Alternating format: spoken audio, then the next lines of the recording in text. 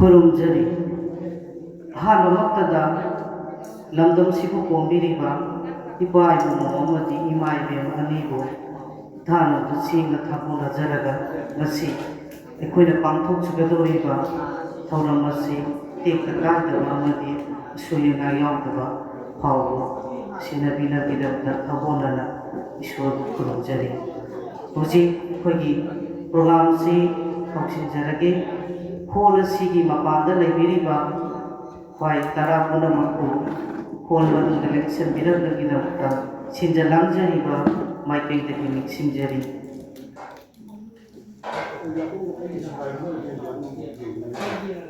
ngasi अखोइना पांथोकचरिबा closing function 20 days workshop cum production थांगाहारोल हाइना मिंथोनबा लोइसिनबगी थौरम बसिगा मरी लेनाना अखोइना हाजरुबदा हराव हराव मया बिरपा ओजा निंगोइना हंकचरबदा चीफ गेस्ट की फंफम लांदलिंग सिंबिगदबा मोइरांथे नंद कुमार डायरेक्टर नेत्यान बोर्शन नेत्यान नीता नेत्यान राव एवार्डिस ओजाबु चीफ गेस्ट की फंफम लांदलिंग सिंबिनबगिदमक्ता सिंजलांजरिबा माइकैदगी मिक्सिंजरी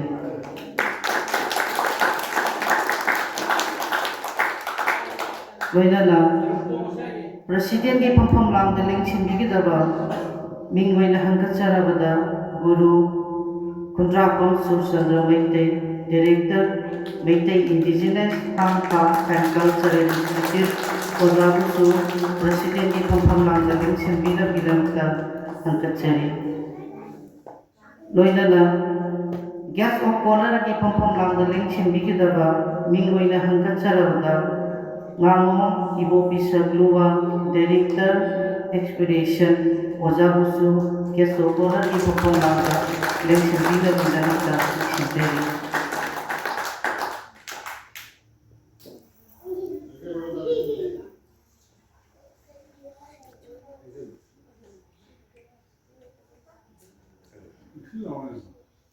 अखोइगी अथोइबा सिंगना फंफम लांदलिंग सिंबिख्रबगा तुंगदा प्रोग्राम मखा चथजरपा होइना अखोइगी सिंजलांजरिबा मितासीगी माइकैदगी अथोइबा अहुमदा खुदोन तंबिनबगिदमक्ता मितासीगी आर्टिस्ट कौसिंजरी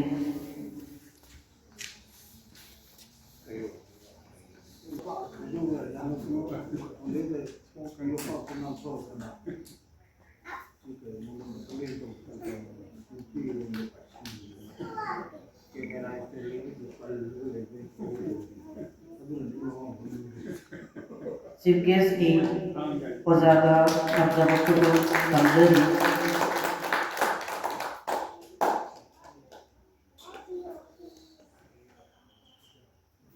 प्रेसिडेंट की फंफम लांदलिंग सिंबिरिबा ओजादा सुखुदोन तंजरी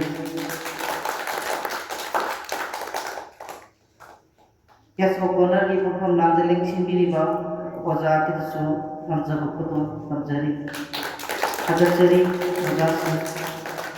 program ka sathajarapu oina 20 days workshop cum production Thanghairol loisinbagi thoram asiga mari leinana maira sukhatpina bagidamagta mai tamang election biriba athoiba ahumna maira sukhatpigani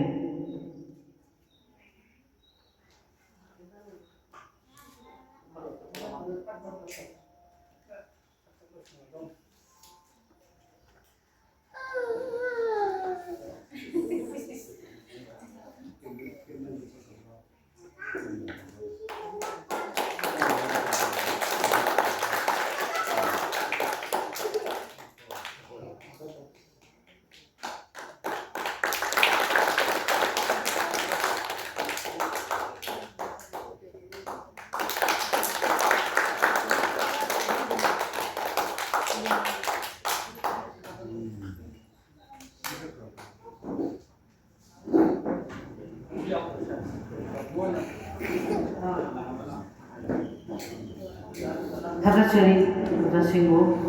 program ka sathajarapu oina ngasigi function asiga mari leinana pena yakairol ꯇꯝꯕꯤꯒꯗꯕ artist Mutum Bankimchandra Meitei ꯍꯥꯏꯔꯤꯕ ꯏꯅꯥꯎ ꯑꯁꯤꯅ ꯉꯁꯤꯒꯤ ꯑꯩꯈꯣꯏꯒꯤ ꯐꯪꯁꯟ ꯑꯁꯤꯒꯤ ꯍꯧꯗꯣꯛꯄꯒꯤ ꯄꯦꯅꯥ ꯌꯥꯀꯥꯏꯔꯣꯜ ꯑꯁꯤ ꯄꯥꯡꯊꯣꯛꯄꯤꯒꯅꯤ ꯅꯤꯡꯁꯤꯡꯕꯤꯔꯛꯁꯤ ꯃꯨꯇꯨꯝ ꯕꯪꯀꯤꯝꯆꯟꯗ꯭ꯔ ꯃꯩꯇꯩ ꯍꯥꯏꯔꯤꯕ ꯏꯅꯥꯎ ꯑꯁꯤꯗ ꯑꯩꯈꯣꯏꯒꯤ ꯆꯤꯐ ꯒꯦꯁꯀꯤ ꯃꯐꯝ ꯂꯥꯡꯗ ꯂꯦꯡꯁꯤꯟꯕꯤꯔꯤꯕ ꯑꯣꯖꯥ ꯅꯟꯗꯀꯨꯃꯥꯔ ꯃꯣꯏꯔꯥꯡꯊꯦꯝꯅ ꯑꯩꯈꯣꯏꯅ ꯁꯤꯟꯖ ꯂꯥꯡꯖꯔꯤꯕ ꯑꯆꯝꯕ ꯈꯨꯗꯣꯜ ꯑꯁꯤ ꯏꯅꯥꯎ ꯕꯪꯀꯤꯝꯆꯟꯗ꯭ꯔꯗ ꯈꯨꯗꯣꯜ ꯇꯝꯕꯤꯒꯅꯤ ꯑꯣꯖꯥ ꯑꯃꯨꯛꯇꯪ ꯂꯦꯡꯈꯠꯄꯤꯅꯕ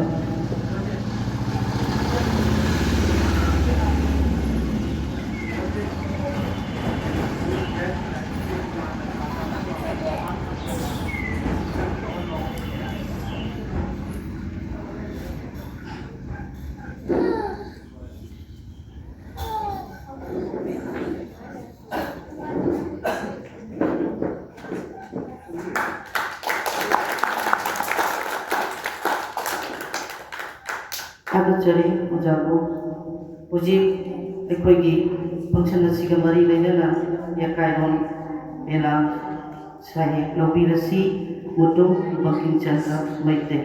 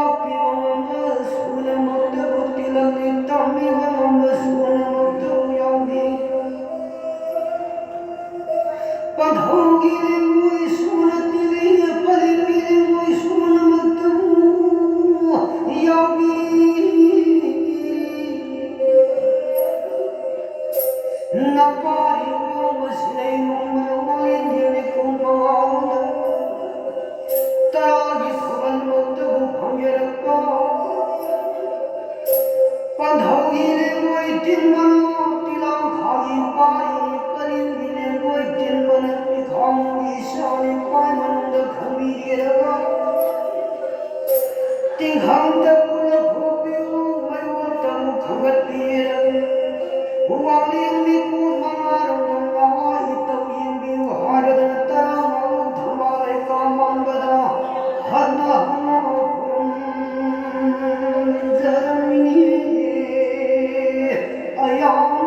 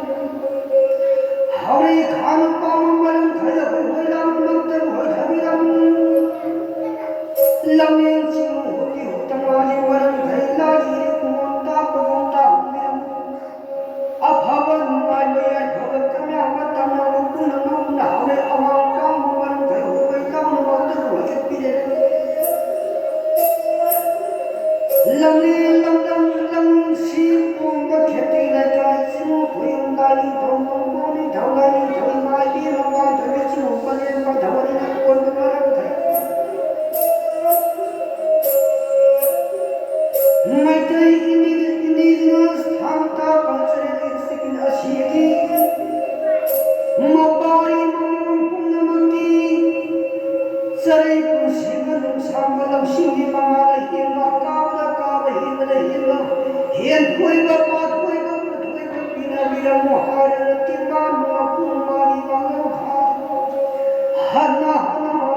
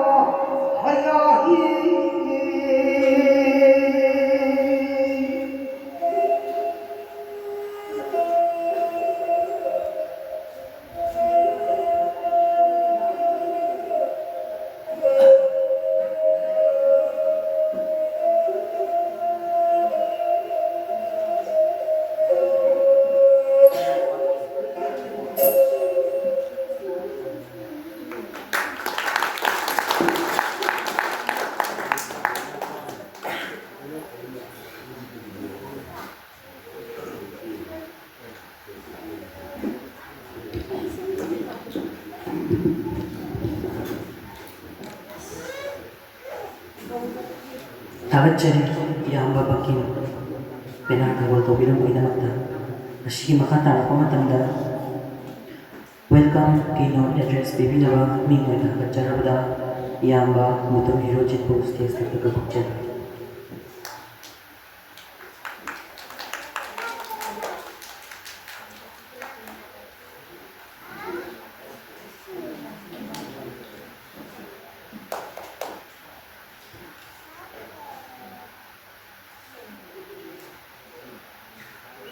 ꯑꯍꯥꯟꯕꯃꯛꯇꯗ ꯂꯤꯡꯕꯤꯔꯛꯂꯤꯕ ꯈ꯭ꯋꯥꯏ ꯄꯨꯝꯅꯃꯛꯄꯨ ꯇꯔꯥꯝꯅ ꯑꯣꯛꯆꯕꯒ ꯂꯣꯏꯅꯅ ꯏꯀꯣꯛ ꯈꯣꯡꯅꯕ ꯎꯠꯆꯔꯤ. ꯉꯁꯤ 20 days workshop cum production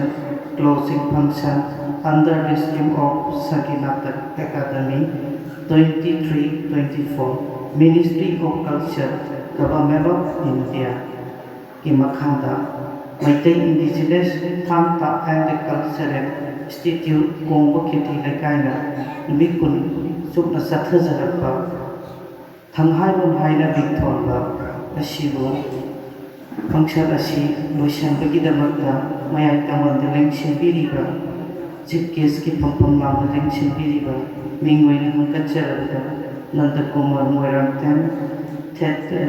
director Nation Portion Nation Nitan Nation Lucian Awards Ojabusu Taram Okshabuga Loinana MITTACI ki mabu sinjaraga ikai kongla ucheri Loinana President ki phampham lamda lengsinbiriba mingoina hankacharabda Kuntrakpam Surchandra Meetei Director Meetei Indigenous Thang-Ta and the Cultural Institute Ojabusu Taramna Okshabuga Loinana ikai kongla ucheri Loinana Guest of Honor ki phampham lamda lengsinbiriba minggoina hankacharabda Nangam Ngamu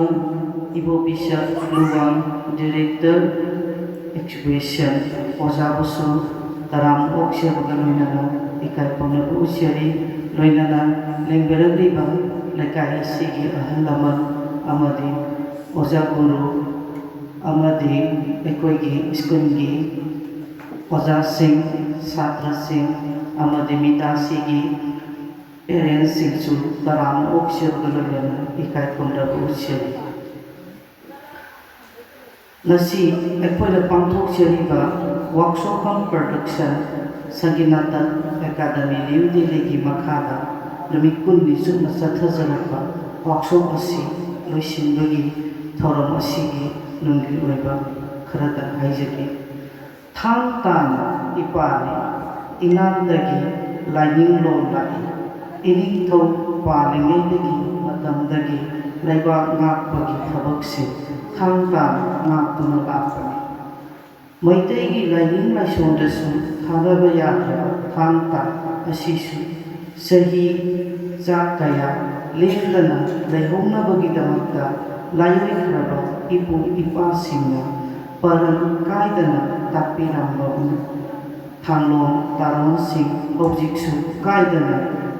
thamnabagidamata honaduna lakshari amasung maheroising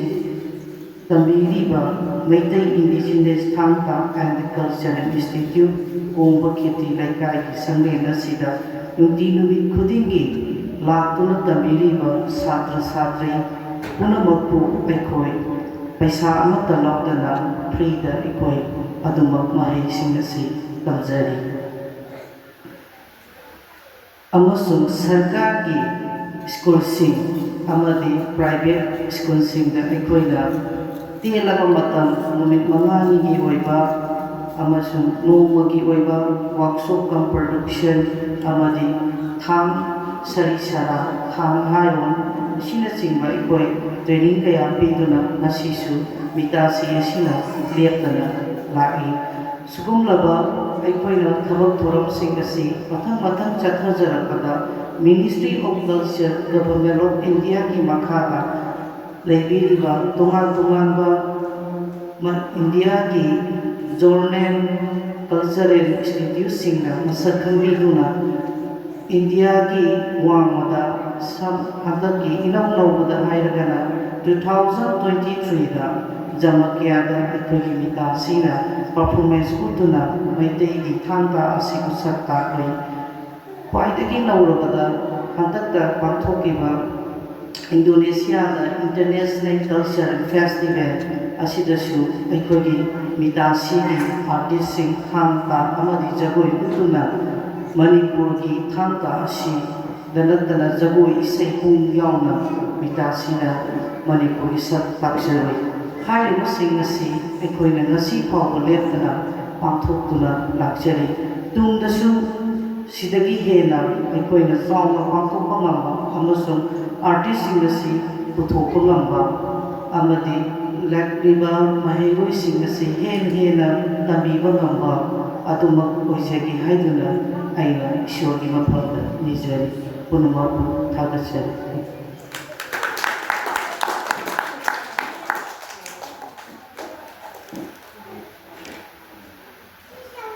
Akademi yang menutup hero jitu. Sigi makatara pada minggu ini hangacara pada ngamu ibu pisah dua. Wapun makatara dan thambinaga nuruni sinjari. Uzaku wapun makatara dan thambinaga nuruni sinjari.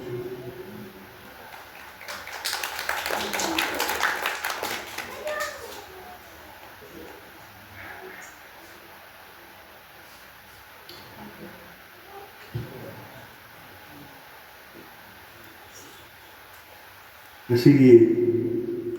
lagi nimit ko di workshop kam sangi aro nimit asida pada wa amritan aiba aibe kusu agak cari masih tindiri ba babu koina audience lebi ba alban sing amri Ciri-ciri penonton semua kondisi perundari, guys terkami juga buat kundari. Aina terdona, yang tiada, wahai mereka haji deh. Aina juga sekarang aina maya pun ada kandre lagi. Ada kau performing art, magi tahu tu wahai sih. Kau semua ai sum ai ani makra phongdok se ga ye ba jagoi bo su Thang-Ta bo su any music bo su magi nei ba lam sida music phong su jagoi sa su Thang-Ta su magi lam lam de chat na bi don chat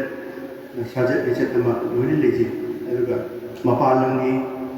tawriba kholiba habedi Russia Bulgaria, Romania, France, China, THANGHAIROL Korea, law in Mukodi, North amount, only. Ado folk Hainamamagi, Chanamba, Kogi, Kulam to give Mayamasi, Channel Kotiki, Sapolapim, Tumina, the new omnity, Nalamatam, the classic Hena, Lapmatam, City, the Queen Coile, but such a digit mayasi, Madi Nak the Bayataba. Agadi Thang to Rasu, Magi Sanagadaba, Magi Akrandi, Magi Satik Man, Duki, Kong, Gamon Tangani, the Thang to Paika, Gamlo Hokani, Gamlo Hagani, Prego Hagani, Kamaita Unihansi, Bozasini, Kanon, and their neighbor, Kanon Chudu, upon a place in the Neo in the Nepokani, Chapolokumatum Siki, Kongchin, Yawiduni. The Aquina, Aizu Jagoi, Silva, Mayama. Untuk cerita 1963 tadi, ada udahan singgah ada itu udah macam jadi jangan kalau mau orang jadi nak tanggal itu, nang itu sentimeter kaya apa yang hasilnya, ada jadi apa itu kumbang hamdi, jadi kung kaya tanggal itu itu kerai bawa ini,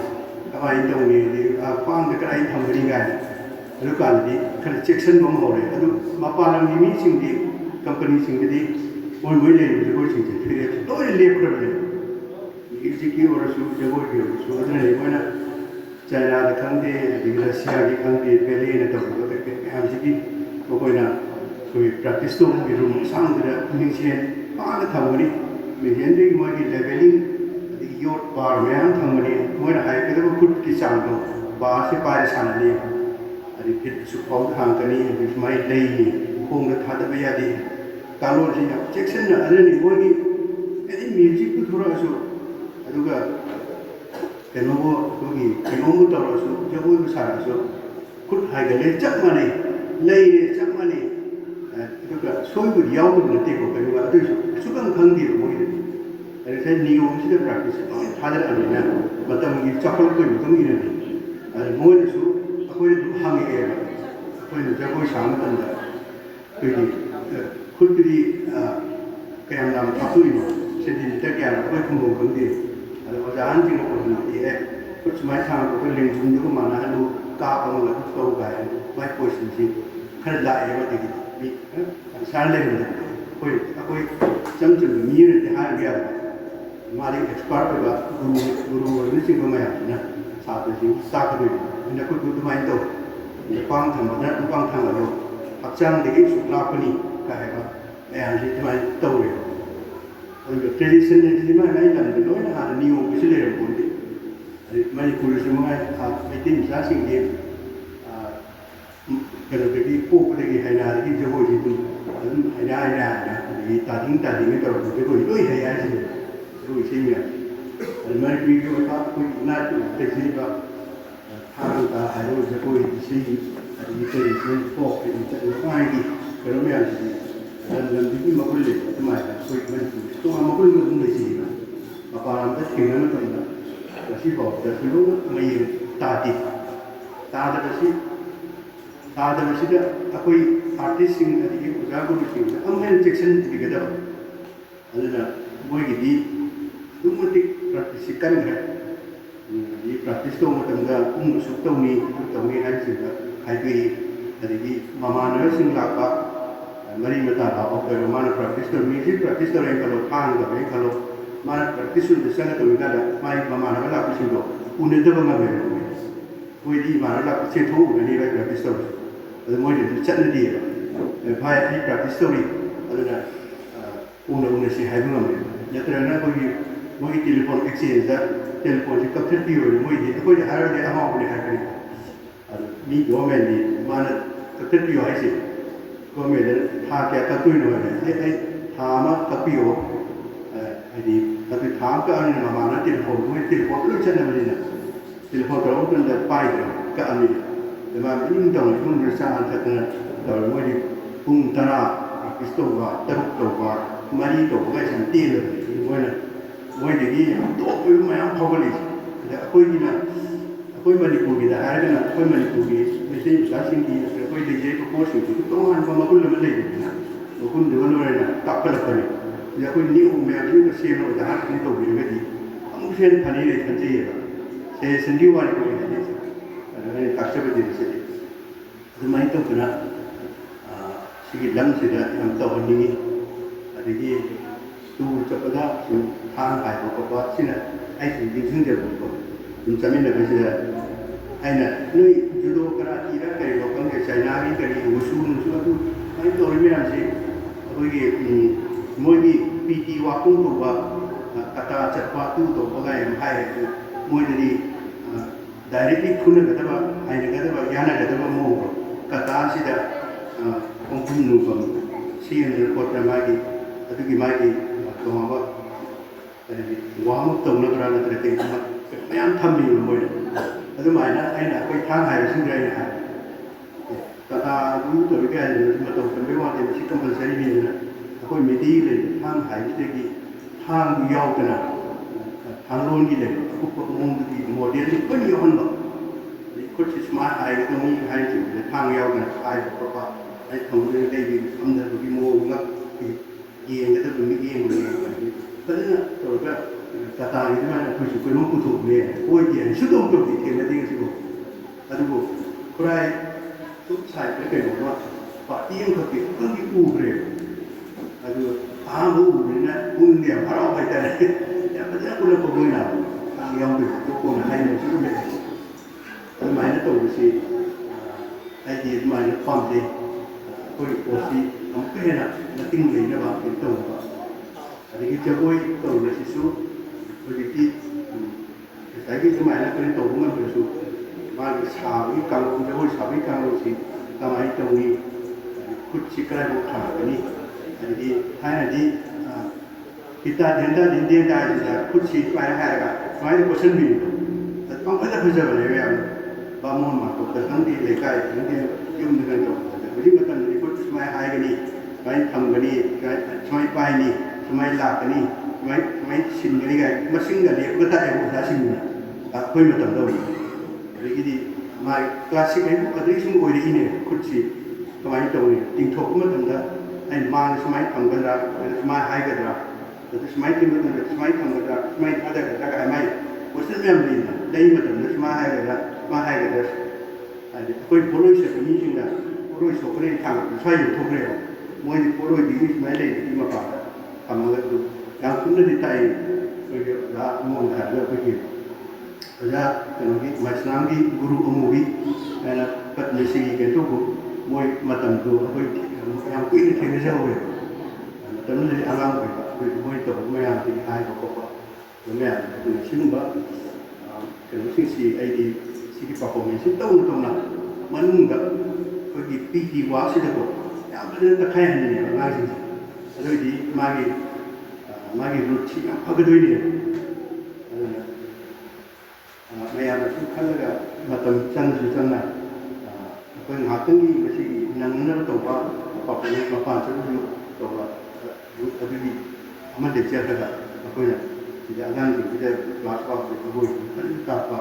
จะต้องว่าสิ่งไหนนะก็ทิ้งตัวอยู่บนตาในสิ่งที่อยู่สบายตัวอยู่ในกายทั้งนั้นบ้างลายสิ่งนี้ด้วยมาพาเราที่กระทำชาวบ้านบ้านในเต็มที่กันที่เดี๋ยวพ่อสิ่งที่คนเป็นคนตัวกันมวยกุ้งว่ามันชิดนั่งกินโดนแล้วกันนี่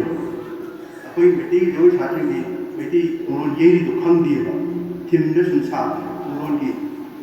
คนกุ้งกับคนที่ทีมมันได้จีรีಅದು ಲೈರಿಗೆ ವಿಚಾರ ಮೊಯ್ಗೆ ಉಂಡೋಜೆ ನುಪಿಯ ವಸಿ ಬಾಣ ಇದು ಜೋಲಕನಿ ರೋಂಗಜೆ ಕಾರ್ಯಕ್ರಮ ಪಕ್ವಾದ ಮೋನ ಕಾರ್ಯಕ್ರಮ ಅದನ್ನ ಸುಮೈ ತೋಕು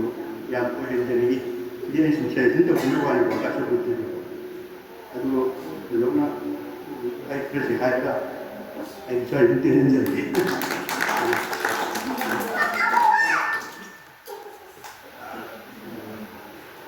다같이 오자 Mama yang nabawa kaya tamirang ginamagta. Sige makata ako matanda. Chief guest ki perform lang daling sinbiriba. Ming mo na hanggat jara wada oja nanda kumar muraki. Mapan karadang kami daw ako macam.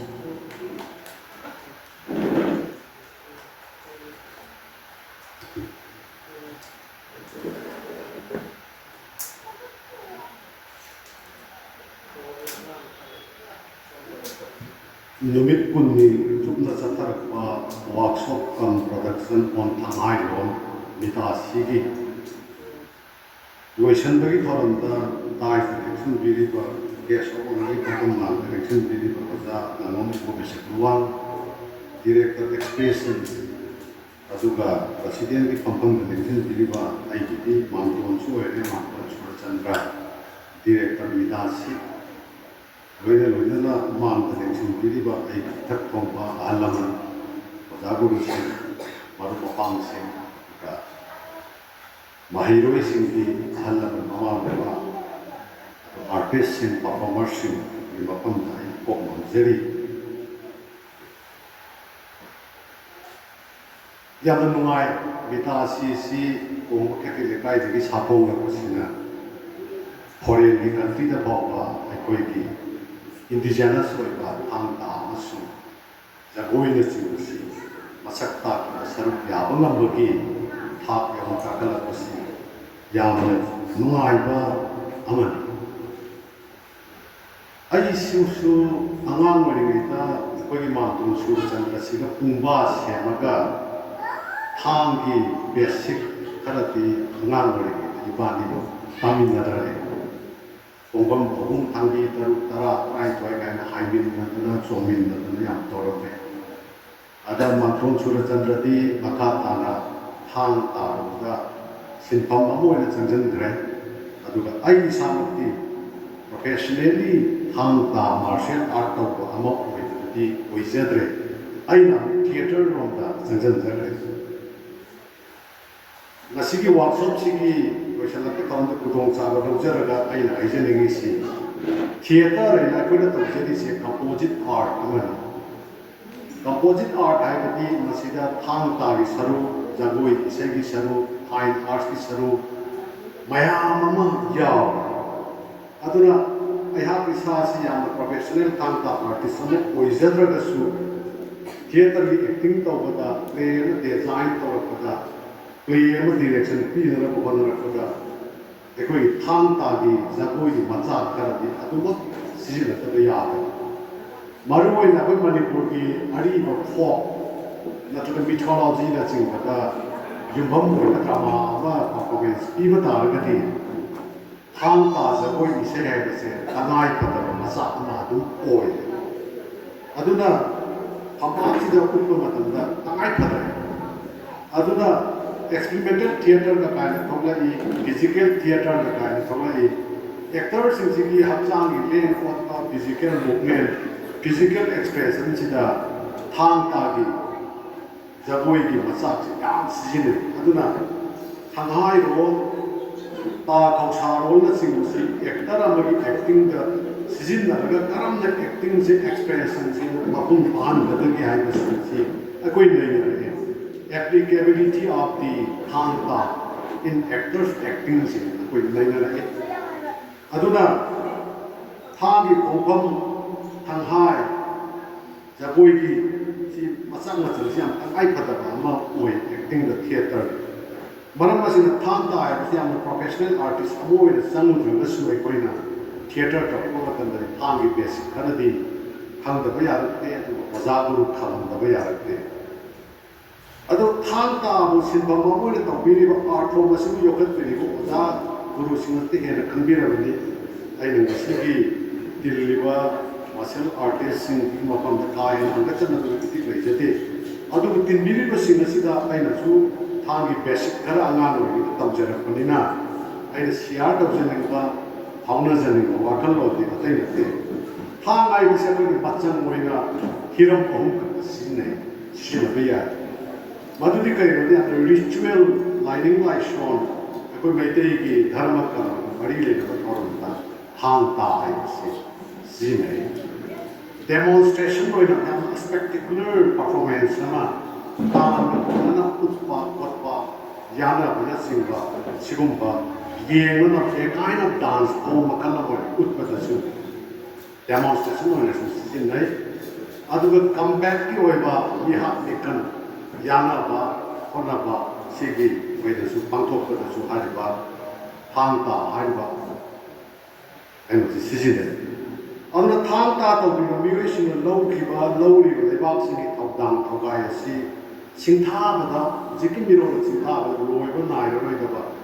aina phongdokkadoriba thagatpa aina pumak lehorgadaba amani ariba matamdagi hauna akoigi ireibak iramdamsi Thang-Ta tawba miyoisina ngaktuna lai hojiki matamdadi leibak ngakmunaroidamukta akoina sarkarna government tolo piba sipai mayam ama thambe adubu ariba kuwarina haibagi matungina ni aina hagatsarisi ariba ni thawpaligi matamdadi lalu haidana system ama sana pathakna leina ine hariba lalu sida nipa macha masagi sahi tara ki mathak oiraba singasi Thang-Ta se tambiraga numit ni thuni gi manung seida numit tarani ti tangai patana lalu ki lalu oirana hariba lalu sina toro pibanate awaman pibanate hariba lalu kaya sina balan really yam sacrificial or the kind of mata kongjang mata leibak se nga ko yaw ni bani liekna ri ba ka tari iram ko ri pak se kal laga la adna mata mata di Thang-Ta ai basi thongna paba marai pak ningba maram dabu siba mipum khudingmaki tangai ba sinpham mama mahi mo oiram tolop sang kasu aduna bu Manipur da Anglo-Manipur War 1891 da sona baduda Manipur da British ki makuta mai chiba nangaba matung da gidi ako 1947 da ningka tampani aduna 1891 da kina 1947 ba was British colonial rule कोई मिनाई ने थांग में कोई हिंगे सिगी सरुक तो जदी थांग ता British तो थिंगम में साना का प्रैक्टिस तो मुझे थिंगम में मरम भी मध्य में याव ने कोई याम एटोएटिक कोई बा लेबा निंग बा ये ना थेंगाई ने बगी बगुन तो कोई ना हंग बना अदुना सिकुम बयाम इम्पोर्टेंट कोई बा मखन की कोई की सिंबम से माही से कुछ की मतलब की निरोल करना करना का हाई भी याव Bom to nong bai ki zu ti noi thang to ra ke ru du thang hai ra ke ru lo ka ai ba wa ha ya me ta gi ba khen le ye khabar da ti bi le ka ri ta ma shi ne ya kan na ya ji ning ki nong bai ki ma ta thang to ke ru du ma shi ta ai na tham je ning ti thang ta ai ba ke koi mai te ai gi da ma ti ritual gi lai ning lai so ni saru amani lai ning lai so de sandari ba अकोई culture अकोई कला अकोई कृष्टि का पुंसीरो का सेटो न बया तो art form अमनी Thangta है अदुना थांगता है बिस करी तो अकोई कल्चर अकोई नाट को हिंदुन ले हली हवाई तो तम सती लंबी मखला मने थांगता तो है अन माले नियम दा लंदन सी की बहुत सिना लंदन सी मसक तांग बा ताक बा आर्ट फॉर्म खरगी मरकता थांगता है बस क्वाइट की पावरफुल लेबा आर्ट फॉर्म मने अदुतनी हैना मितासिना इंडोनेशिया का यौना परफॉर्मेंस को तो लेगा लाइव अमुक खेल नुलाई बा पोक्चेनिस अदुना मसी थांगता जिस चुम्बी हराव मैना मसीन पुआरी अगर हौग्रब हिस्ट्री पुआरी योगतुना थमलिबा लाइनिंग लाइसों को हवाई में सन्नाली बने कोई थांगता है अदुना हौजिक पत्तबिना आरुप सिना थांगता की मसाना हमारे कोई कुदोल तो ना एक कुहल बने कोता हौजिक परफॉर्मेंस कर कोई जाने नहारोल इस्लाम बारी सूम बारी माना लोगों में मयाम थोड़ा का थांग हायरनी ताज वांगनी मधु की मोरी परफॉर्मेंस कोई कुदोल तो लोग परफॉर्मेंस एक उबम तंदा कोई तो करी वकल लगे थाइना नोवेल बोम तो थलोक के दिखे हम थांगता तौरगा इरे पा इरमदम सिउ नामलिबा लाइवोय कर इपु इपल सिंगो हेक्ट निजिंग ले थांगता के परफॉर्मेंस तो ये मु मत कोना पर सब से हो कमाई निजिंग बुदम बुद अरे अदुना दिने ngase hangkat sari अकोई पुआरीबु योगतुना थमलिबा आर्ट फॉर्म क्वाइटगी मपाम kan ba आर्ट फॉर्म पुआरी का मुझे मतलब नीरो का कनेक्शन ना मतलब ना नक्शन संबंध ना भी बसे हम आइबा आर्ट फॉर्म मशीन है अगर मुझे मतलब मॉडर्न एज मुझे पोस्ट मॉडर्निज्म है वो संजल मॉडर्निज्म में तो पोस्ट मॉडर्निज्म भी मतलब से दिखे जो डिजिटल वर्ल्ड में थोड़ा है मुझे cinema television mobile handset apps मतलब Mai program isei normal Chinese kung Japanese samurai adu ada देखिए हॉलीवुड की कड़ी की बॉलीवुड की एक्शन oriented ओइबा फिल्म मयाम लंदा सना प्रोजेक्टिव के दौरे अकोई पानी पूर्ण लोक तो सेंगन थंबिरंबा अकोई इंडिजिनस ओइबा अकोई ट्रेडिशनल ओइबा परफॉर्मिंग आर्ट फॉर्म्स मयाम से मथंग शिखर आवा शिरुम नारू हिमाबा मतांग अबखले मणिपुर के आर्ट फॉर्म मयाम शीग्रेना मधु हिगतन ना होना अवाब ओइरेना अदुबु अइना कलचरीबदी मैतई की थांगता है डिजिटल वर्ल्ड ना ग्लोबलाइजेशन ना कन्ना कोई पिक करू मतलब तम से लंदार को मतलब से दसु थांगता दि तक तेना मसा खिंग हिंगम में बस अंग मसा खिंग हिंग अदुना मणिपुर की कल्चरल आइडेंटिटी अम ओइना थांगता से अदुबो हिंगुरु लेकी मसे थांगता हिंगनगुरु थमना बचोक्ता लेतर होनबिरिबा लुपसिंग लितासिना जिम्बाब्वे लालों मणिपुरी मफम मयाम अमदा लुपसिंग अदुगा लुपतुबु उबिरिबा ओजागुरुसिंग अदुगी मतुंग इनरिबा हौगलरिबा महिरोइसिंग मखोइगी चोक्ता बनाइदबा दुगुलबा हुमांग बननी मखोइगी अचौबा कंट्रीब्यूशन नि थौदांगनि थौगाइनि अदुना मसिगुनबा ओजागुरुसिंग लुपसिंग चंचल खोंगचत सेदा khunai sinasu community sinasu akanba support ama thogat pi ama sange haibase ai thamoida hause wai aduna nongbai gi matam ti thang ke du ngai ro hai se very long yang lang la wa pham ni agi we so hai ni ai na thang ta hai mi amna nongbai ka pu tam ga lan chang ba ga thang ta sudam tam da nongbai ka tam ta ba ga lan chang ni ani du dum khen ni ma gi activities la sina agi gi arai ro hai ni aduna thang ta ai si ai koi apik ba masing yam je da ba puruk ki indigenous koi ba Lining like so many like the Masana with the letter of the key, Matam Matu in the Bujiti, Warren is Popola Cadore. With the Thang-Ta ornament, Mayamala, it will become one day or another day. Word is spoken, and never Thang-Ta, I would say. Other modern age, the city is in a build of the Nigi, we Mahiroi, like Bidu Anam, Sassi, Susing, Moy Garzians in Yauna. Modern age, modernism, postmodernism, Matam Chidasu. Thang-Ta importance kari no ai ko pau thok pa ya de an martial art mai de Thang-Ta ta bo matam da ai ko na masi de phang ko ri ko kana na se self defense mental health ai puni model soda da da ko ta da seran puran ko kan kan da ko Thang-Ta gi practice masi ga iroi na sa ni hiri ko meditative ko ba wakalon mayam na sa implement ta mo ta perform ta mo ta mental health puni model pakala ke ko ri bani respect ikai khuna ama na pati ikai khuna bai ko sikel kadori bani tuga khunai sina ko social skills handle kadori bani leadership quality michang mithok baba birak te manga leadership quality ore kadori bani adu amaga team mola chamin na bi coordination ai base leidori bani aduna Thang-Ta ai base ekoi mirai me adama ekoi sokatom thokpa ekoi na masida participate to thokpa adu yam na maru oiba ekoi ki cultural life ki setok thapok na ya adaba amani aduna martial art or the sing atop life ama legani perceive legani madu ekoi na kari hai bi ai martial life haris aduna ekoi ki indigenous oi Thang-Ta mu yokat na chapa na hona me lup sing manungda masa kimba lu ka ko lo kam le ekoi MITTACI KONGBA LEIKAI aduna hari ba MITTACI na paikalakpa Tata kada khongsan kaya da thogai kaya da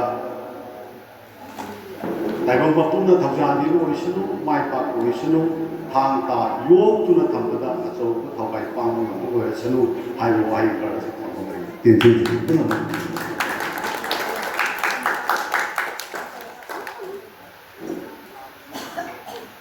Thagat chiri oja mama yam no pakta kaya pibiramba yes sama youth amoina Shinjari asigi mukhatar pada President ki faham lang dalishin biriba MITTACI ki ahal wena shray biriba ming wena hangachara pada Oza Surchandra Meetei bu Wapha mahatara dan tambinaba Murungun Shinjari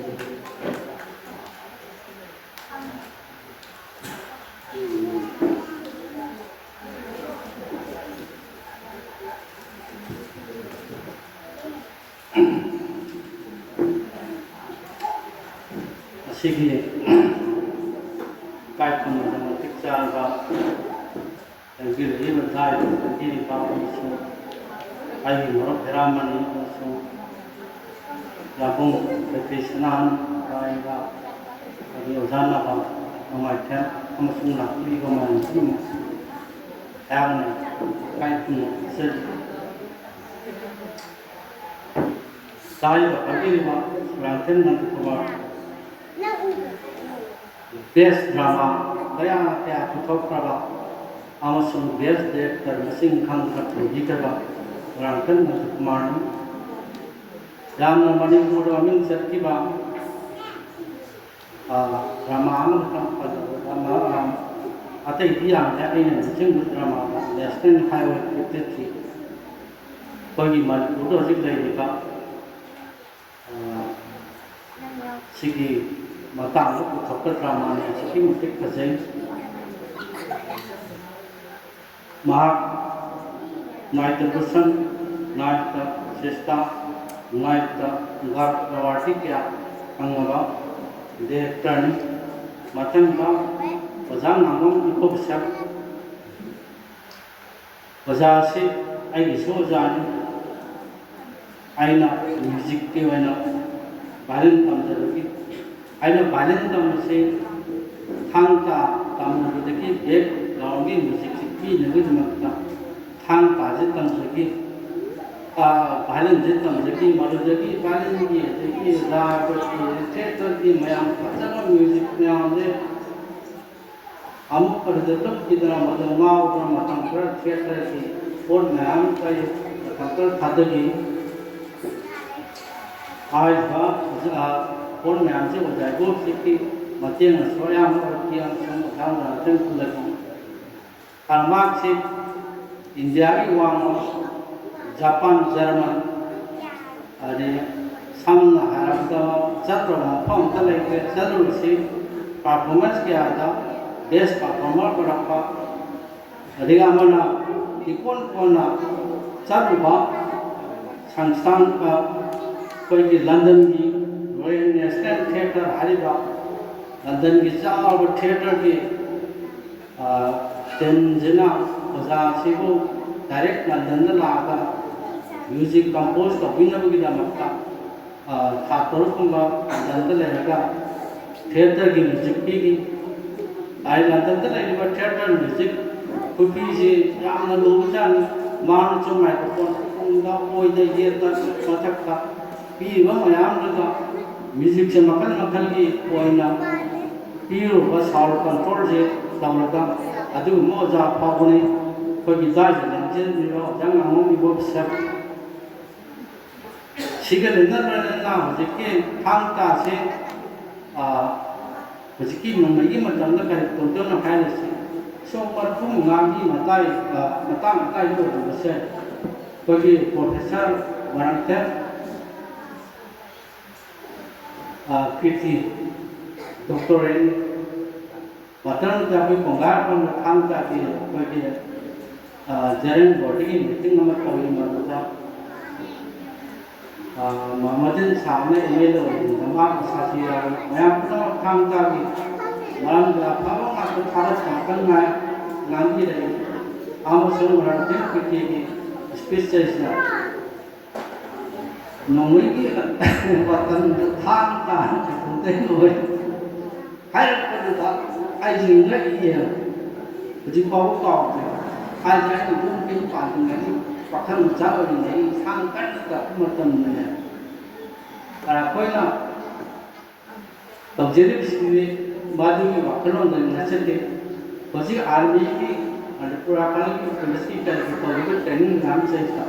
martial art की training से जाती है कोई यावे other नसी कुंजुबा workshop कम production अपन पुथोचे बसी सी lotion की मत भरम सिदा खेता में नसी की पंजराबला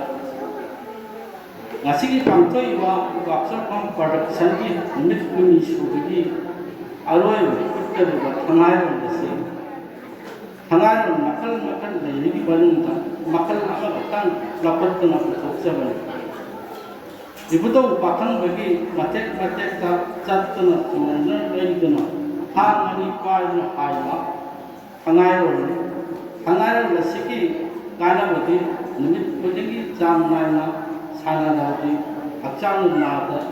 एक तर थामी निमितान से निमु लाइन संगमंती थांग-ता कंपनी बा ना सिंह हनारे रसिबु तंद्रवती दिवं इरे मियंग नाय सामना हाया बता थांग-ता आइबा अमन हाबियारो मैते होफन ओइबा लाइन में दी लाइथो कुमता थांग-ता याव दबयाती बादमी खुदम दी एक तरह की तोन बा हांग मखल तरह की बसिनी उमंग नाय हराव को बा साबर लम तो बा ओंगुल लम जेंग बा थांग-ता याव दबयाती कना ओमन तिनु लन केन्ना वजि ngaung थैना ना वदुमी ला तो फरम पांचला थांग याव दबयाती असुमना मैतेना हया चकी मतमदा कुंता लेता और की मतमदकी होजिक फावदा थांग थादों पर यादव सक्तम मा कोई मियोय बना है ꯄꯣꯛꯄꯗꯒꯤ ꯁꯤꯕ ꯐꯥꯎꯕꯒꯤ ꯂꯝꯕꯤ ꯑꯍꯨꯝ ꯑꯁꯤꯕꯨ ꯈꯪꯅ ꯇꯝꯒꯗꯕꯅꯤ ꯃꯁꯤꯕꯨ ꯊꯥꯡ-ꯇꯥ ꯇꯝꯕ ꯀꯧꯏ ꯃꯁꯤ ꯍꯥꯏꯔꯒ ꯃꯌꯥꯝ ꯄꯨꯝꯅꯃꯛꯄꯨ ꯑꯩꯍꯥꯛꯅ ꯐꯣꯡꯗꯣꯛꯆꯔꯤ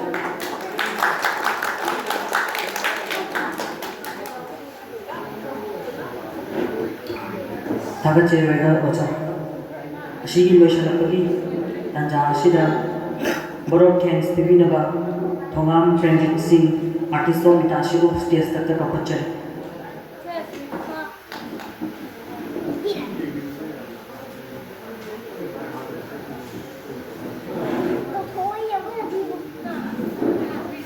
ngasi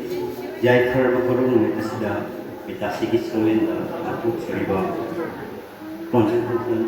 20 days workshop production THANGHAIROL under the scheme of SANGEET NATAK AKADEMI 2023-24 Ministry of Culture Government of India forum asida mitasi ki sunglen da atuk seriba forum asida yogi na haje rubada hara masagi achimba kaya patuna vaccine devi ba mingna ngatserabada chief guest ki phamon na vaccine devi ba oja nada kumbang wa them Twitter director natya MITTACI natya nista natya gora awadi oja kushu mitasi ki mapi devi seri atanda MITTACI ki jo guru biba ngasi ki forum asida president thamuna ni vision biba oja KESHETRI Meetei director MITTACI oja bisu MITTACI ki mepi tagi seri ko no pronjai makasa tarapada ngasi ki forum asida guest of honor ki thamuna ni vision biba ningman hangat cherabada oja ngom ko bisu wang director expression oja bisu MITTACI ki mepi tagi no Kucari, maka setelah pada MITTACI na haji pada tanah haro ya berapa manggaling sendiri ba ipa itu satu sing oja sing artis sing usul MITTACI ki lagi dari menurutna kok belum jadi masih terus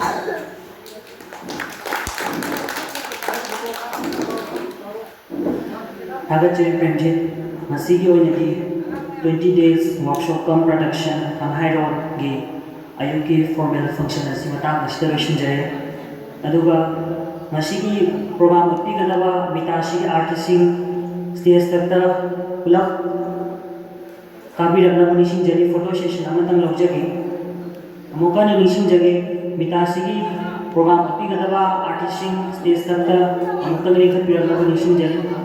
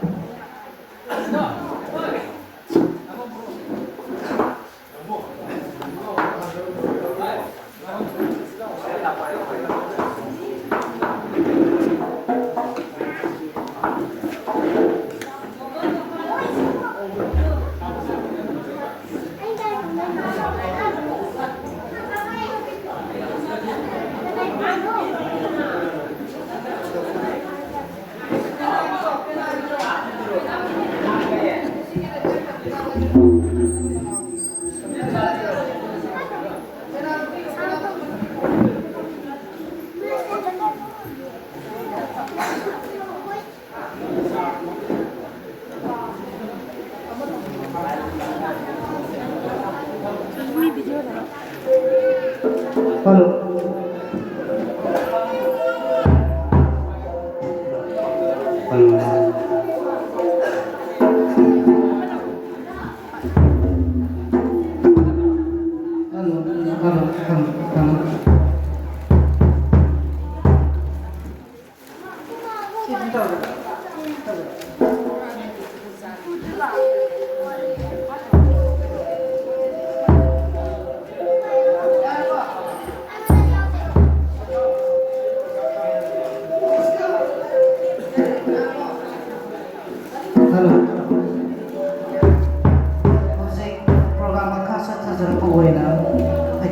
Cultural program.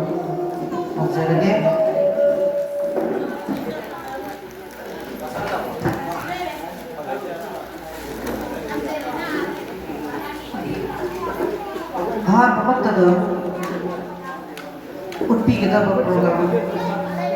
20 days workshop production Thanghairol aikoi namit kuni su masatha salanpa workshop asigi production oina ahabada aikoi lobigani hoji lobirasi Thanghairol 20 days workshop production Thanghairol under the scheme of NATAK Academy, New Delhi, Ministry of Culture, Government of India, organized by Meetei Indigenous Thang-Ta and Cultural Institute, KONGBA LEIKAI. Hojik, another production, another kudo, lobirasi Thanghairol, Hairiba, Thanghairol asida, sarugyabi artist Cindy and Rosibina Devi, S. Melody Devi, K. Denita Devi, and Babina Devi, Priyanka Moirante. High-level artist mga asina na putok sa production Thanghairol si Lobigasi Thanghairol.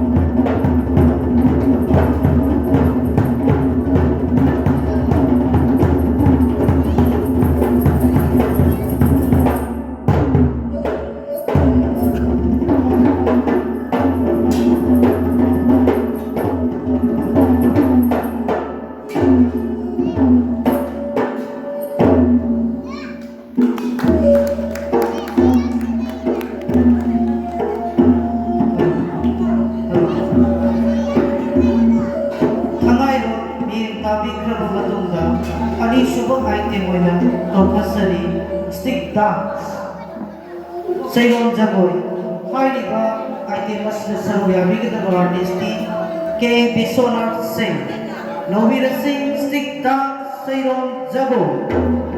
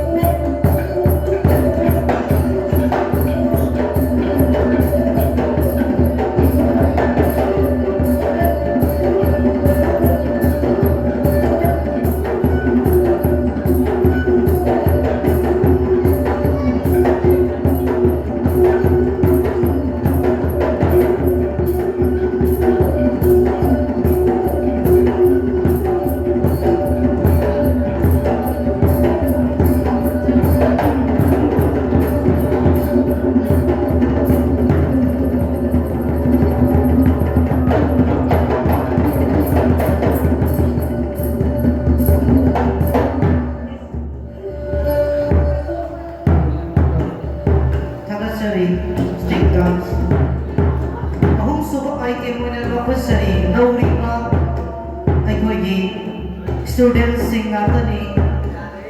Thang-Ta student of Kongbapati Kid Foundation LEIKAI IMPHAL East Manipur Hairiba student sing asina aikoigi Thang-Ta item asilo bigini kasi ahanbo ina aikoina usabani Hairiba Thang-Ta asina soy kita langkiba kaya yaurasu pikliba sani nauling khandana mayam ngakpi gani sing aikoi Thang-Ta student of Kongbapati Kid Foundation KONGBA LEIKAI IMPHAL East Manipur nauriba Nubi masa mga amati nupa masa ama hairiba artist na asina Thang-Ta haiba Nubi gani Nubi nasi Thang-Ta haiba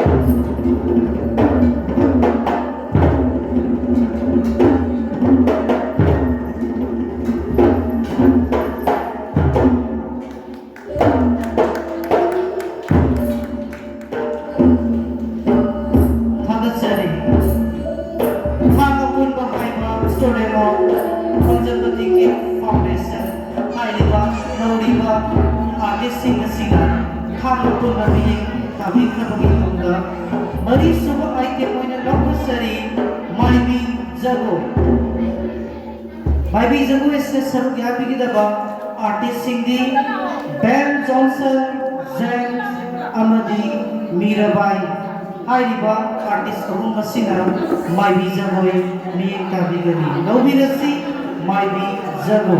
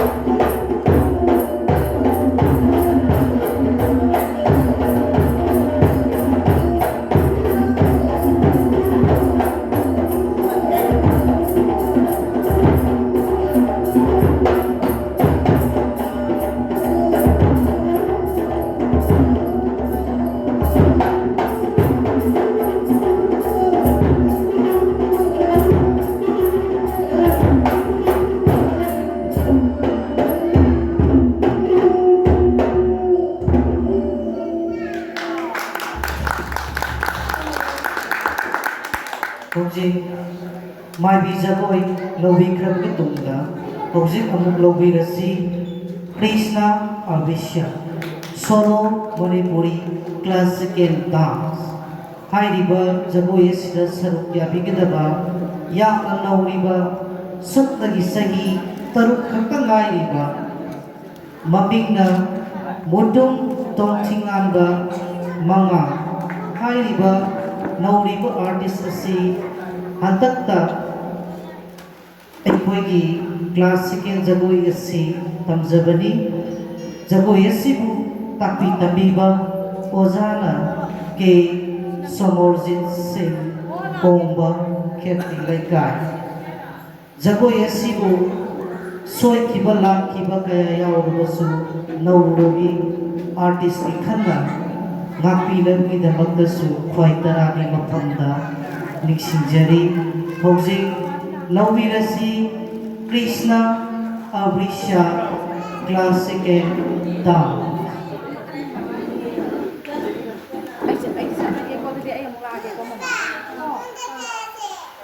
Ganano? Sapriano. Kasi sa ko yan, ang sa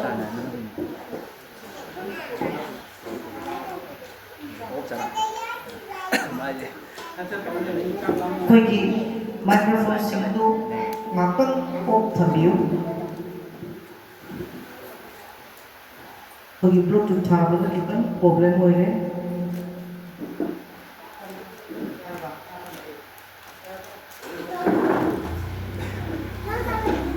ꯍꯧꯖꯤꯛ ꯂꯧꯕꯤꯔꯁꯤ Krishna Abhisya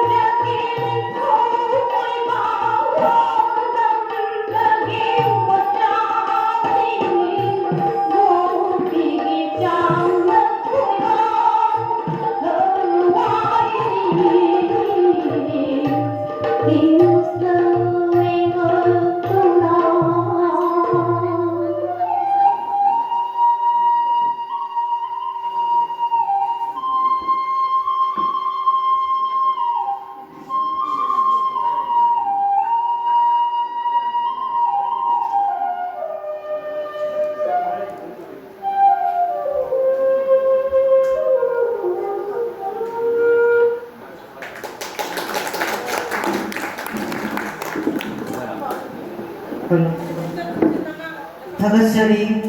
Krishna Visa Sabiramba Mutu Tongtingan Mga Hojik Makasa Thajarappa Oina Thang Ahum Yanaba Hairiba Thang Ahum Yanaba Meeting Saruk Yabigidaba Artist Singdi S Melody Devi Premjit Amasung Ones Nawirasi Thang Ahum Yanaba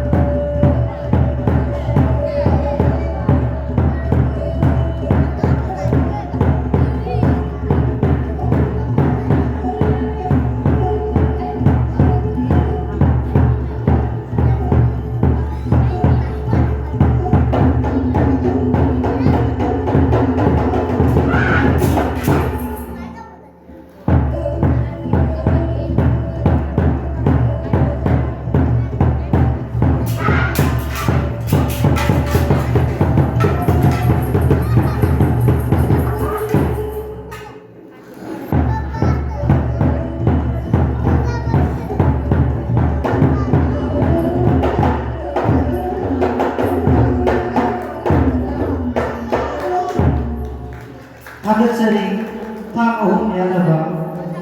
Aroiba Masung Nasigi Program Nasigi Aroiba Idea Moina